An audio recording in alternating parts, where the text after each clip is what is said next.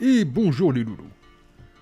Aujourd'hui on va aborder un sujet un petit peu plus sérieux, un peu plus lourd, un peu plus douloureux même, la représentation des Noirs au cinéma. Alors souvent on dit que le cinéma c'est un miroir de la société qui ne fait que montrer sans rien changer, et c'est souvent vrai mais pas toujours. On va voir comment les stéréotypes ont forgé l'imaginaire collectif, comment ils ont été déconstruits, lentement, et parfois reconstruits aussi. Mais on va surtout mesurer le chemin parcouru, car même si tout n'est pas gagné, il y a eu de vraies avancées, et ça c'est important de pouvoir le dire. Savoir d'où on vient, c'est aussi comprendre où on va.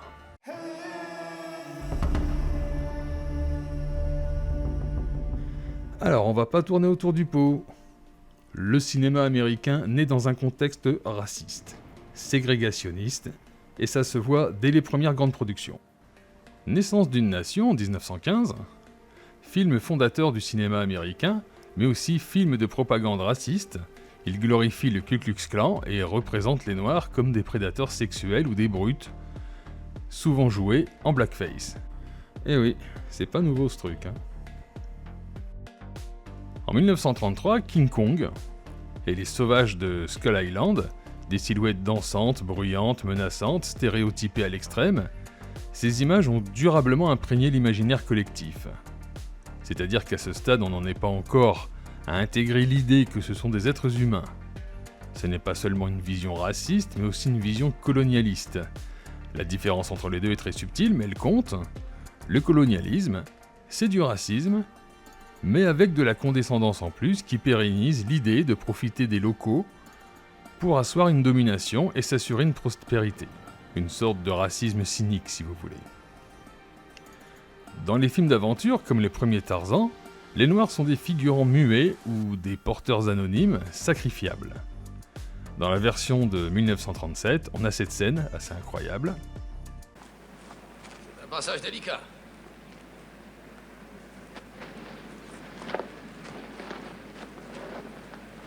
Tout va bien, Jane?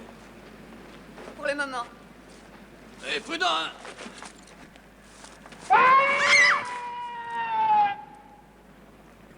Du calme, ne vous énervez pas. Jane, Nous, ça va! Qu'y avait-il dans la sacoche? pharmacie, des choses à troquer. Pauvre. Bon, là, vous voyez qu'en termes d'humanité, on est très très bas. Là aussi, colonialisme à fond, le continent et toutes ses ressources est au service des Blancs, qui sait tout mieux que les autres. C'est terrible à dire, mais à l'époque, c'était dans la norme d'être raciste, et de mépriser tout ce qui pourrait être culturel ou intellectuel local. Avec le motif « ils ne savent pas apprendre ». Et Tarzan était la figure parfaite de la supériorité du blanc sur tout le continent africain.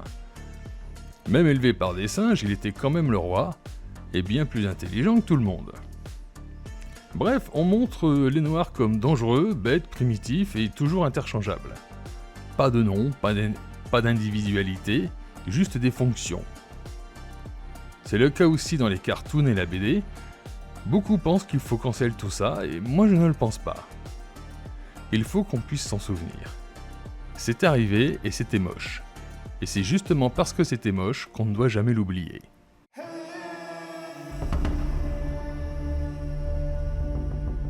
Petit à petit, des rôles un peu plus positifs apparaissent. Mais toujours en second plan, rarement moteur. Le noir devient ce qu'on appelle le sidekick du héros blanc. Gentil, loyal, courageux, drôle, sacrifiable, et donc souvent sacrifié. Ce sont des personnages fonctions, souvent écrits pour faire briller le héros principal. D'ailleurs, ils ne prennent pas de décision, ils soutiennent. Chris Tucker, dans le 5e élément, qui joue un personnage fantasque et délirant, mais ne sert que de personnage comique et pèse très peu dans l'intrigue principale. Il est rigolo, un peu utile, mais surtout, il suit Bruce Willis. Reginald VelJohnson dans Piège de cristal. Powell, si vous préférez. Flic expérimenté, père de famille, seul soutien de John McClane, mais cependant limité dans ses actions. Le gars sympa qui fait de son mieux, mais reste en dehors de l'action.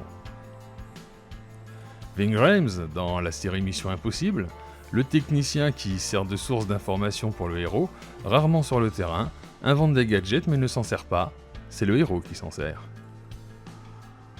On pourrait même citer Zeus, joué par Samuel Jackson dans Die Hard 3, qui est un pur sidekick dont on ne sait pas grand-chose, parce que ce n'est pas encore un personnage à part entière, même si le rôle est tenu avec énormément de talent.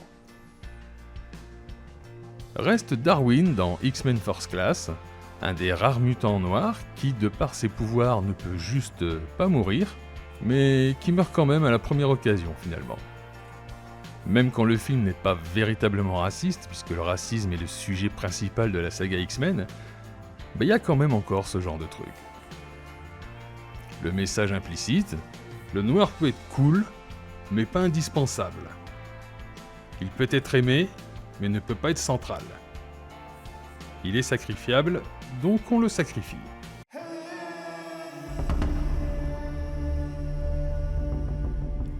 Alors il y a eu des gestes de révolte et d'émancipation dans les années 70, ça bougeait pas mal à cette époque. Le constat était simple, pas de rôle positif ou trop peu à Hollywood. Ok, dans ce cas-là, faisons nous-mêmes nos films qui parleront à notre communauté. Les années 70 voient donc l'explosion d'un genre, la blaxploitation. C'est la première fois qu'autant de films mettent en scène des héros noirs dans des rôles centraux. Les personnages sont forts, sexy, armés, libres, parfois anti-héros, souvent vengeurs. Shaft, Superfly, Coffy, Foxy Brown. Ces films, produits parfois par des blancs pour un public noir urbain, donnent enfin une visibilité aux noirs. Mais aussi en les enfermant dans des archétypes très marqués, le voyou cool, la prostituée vengeresse, le justicier urbain, le pimp, ce genre de choses. Pour certains, c'est une émancipation, pour d'autres, un piège commercial qui exploite le contexte post-droit civique. La blaxploitation est un cri de révolte et de colère face à l'injustice. Mais c'est un cri formaté et un cri qui va s'essouffler avec le temps.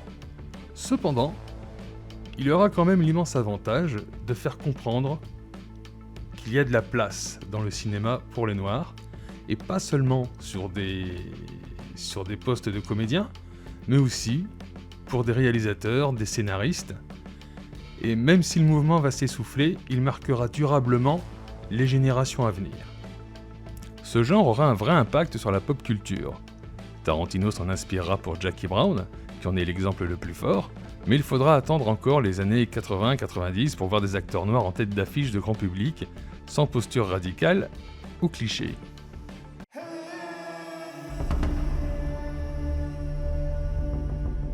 Pourtant, malgré ces rôles limités, secondaires, pas importants, certains acteurs vont tout changer. Pas parce qu'ils sont noirs, mais parce qu'ils ont un talent exceptionnel. Sidney Poitier, le premier à incarner des rôles de tête d'affiche dans les années 60, avec des gros films comme dans La chaleur de la nuit ou Devine qui vient dîner ce soir, des succès à risque mais soutenus par le public et par ceux qui les ont faits. Sidney Poitier tiendra quasiment le monopole de ce genre de rôle pendant plus de 10 ans. Il incarnera des personnages nobles, réfléchis, calmes. Il n'est pas là pour faire rire ou mettre des coups, il incarne la dignité. Et ça se voit tellement sur sa simple présence physique. C'est clairement pas un clown, il est beau, il a un regard intense et il joue merveilleusement bien. On lui reprochera parfois d'être l'alibi d'Hollywood pour nier le contexte raciste, parce qu'à part lui, presque personne d'autre ne perce à cette époque. Eddie Murphy. Révolution dans les années 80. C'est avant tout un humoriste, il remplit les salles de spectacle, c'est un vrai phénomène, et c'est tout naturellement qu'on le dirige vers une carrière de cinéma. Eddie Murphy va cartonner à un niveau mondial. Alors il est drôle, il a l'air cool, mais il vient de faire sauter une digue. Il n'est pas un acteur noir, il est une star de comédie. C'est pour son nom qu'on va voir le film. Le flic de Beverly Hills, un prince à New York, un fauteuil pour deux.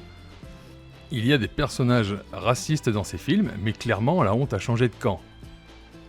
Je sais que c'est dingue, mais dans les années 80, le racisme était très mal vu. On soutenait la libération de Mandela, la fin de l'apartheid en Afrique du Sud. La jeunesse était beaucoup plus positive sur cette question qu'aujourd'hui. Il y a aussi Whoopi Goldberg, qui va avoir le même genre de carrière qu'Eddie Murphy sur cette période. On y va pour la voir elle, c'est une star. Après, on peut parler de Morgan Freeman, mais qu'est-ce que je peux vous dire sur Morgan Freeman ? Il est tellement classe que même quand il joue Dieu, il est crédible. Will Smith sera la synthèse. Drôle, charismatique, physique, émouvant. Dans Men in Black par exemple, son personnage était blanc dans le comics original. Mais ça n'a plus d'importance, parce que Will Smith, c'était Will Smith. C'est pas un acteur noir, c'est une star. Et c'est là que le changement commence vraiment, quand on caste un acteur noir pour ce qu'il est, et pas pour cocher une case.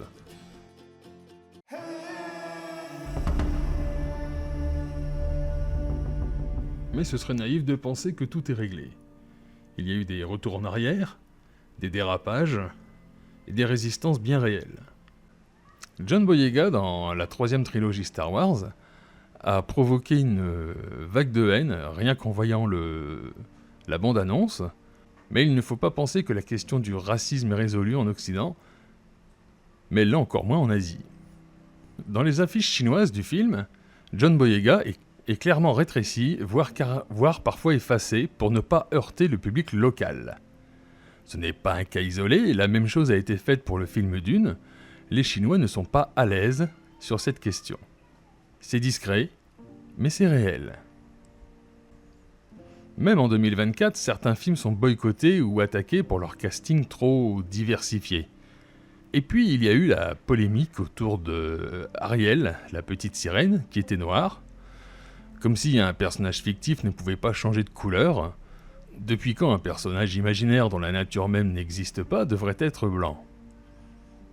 Autant dans un film historique je trouverais bizarre que Louis XIV soit noir, rapport au contexte historique, mais sur un contexte imaginaire, tout est permis, il n'y a pas de souci. Le racisme ne disparaît pas parce qu'Hollywood avance, il change de forme, il se déplace, mais il reste là. Un cas très intéressant, Tonnerre sous les tropiques. Robert Downey Jr. joue un acteur blanc qui se fait teindre la peau en noir pour incarner un rôle d'un soldat afro-américain. Un blackface, mais volontairement absurde, qui sert à dénoncer le blackface. Et ça marche, parce que c'est une satire. Le message n'est pas « regardez comme c'est drôle », mais « regardez comme c'est absurde ». Un bel exemple de comédie intelligente qui retourne les codes pour mieux les déconstruire, parce que dans un blackface, ce n'est pas vraiment le geste en lui-même qui est choquant, mais les intentions qu'on y met. Par défaut, on imagine que c'est raciste, mais comment connaître les intentions d'une personne tant qu'elle ne les a pas explicitées ? Par exemple, j'adore Blade. Si je me déguisais en Blade, ce serait par admiration, pas par haine. J'ai bien le droit d'avoir des héros noirs quand même. Mais j'essaierai même pas, parce que ça va être mal compris, et puis aussi parce que j'ai pas le summer body de Wesley Snipes et que ça va pas être beau.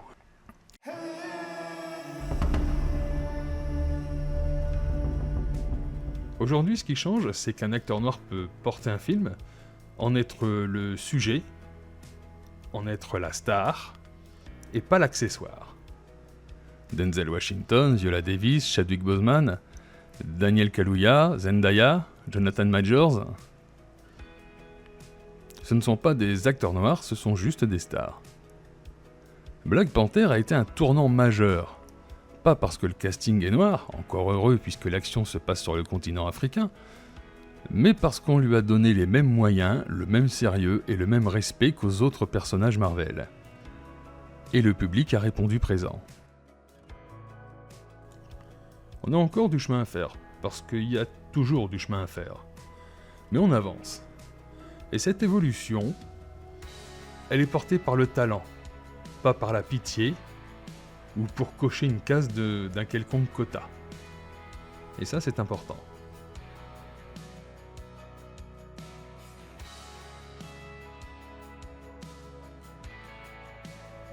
Mesurer le chemin parcouru depuis Tarzan, le champion blanc qui domine tout un continent, et Black Panther dans son Wakanda futuriste. Il faut que les générations passent pour que les mentalités changent. Pourtant, Aujourd'hui, certaines évolutions que je pensais complètement acquises ont l'air de trembler sur leurs fondations. Et j'ai l'impression, j'espère fausse, que nous régressons. Alors, restons vigilants, bien sûr, et concentrons-nous sur nos points communs au lieu de nos différences. Déjà, il y en a plus, et c'est beaucoup plus intéressant.